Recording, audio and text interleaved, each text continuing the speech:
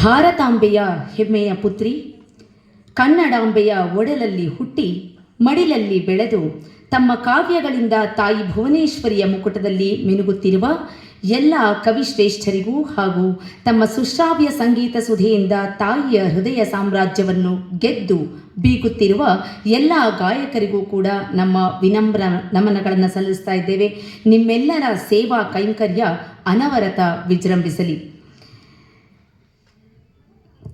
ಸಂಗೀತ ಕಲೆಯೊಂದು, ಸಾಹಿತ್ಯ ಕಲೆಯೊಂದು, ಅಂಗಾಂಗ ಭಾವರೂಪಣದ ಕಲೆಯೊಂದು, ಸಂಗಳಿಸಲೇ ಕಲೆಗಳನುನಯವು ಚರ್ಯೆಯಲಿ ಮಂಗಳೋನ್ನತ ಕಲೆಯೇ ಮಂಕುತಿಮ್ಮ ಅಂತ ಡಿ.ವಿ. ಗುಂಡಪ್ಪನವರು ಬರ್ತಾರೆ.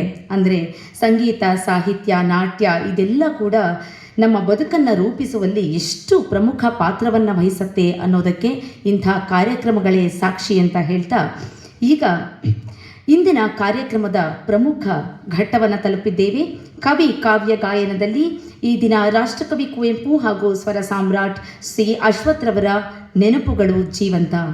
ಮೊದಲಿಗೆ ಕವಿ ಕಾವ್ಯ ಗಾಯನ ವಿದ್ವಾನ್ ಮ್ಯಾಂಡೋಲಿನ್ ಕಾರ್ತಿಕ್ ಮತ್ತು ತಂಡದವರಿಂದ.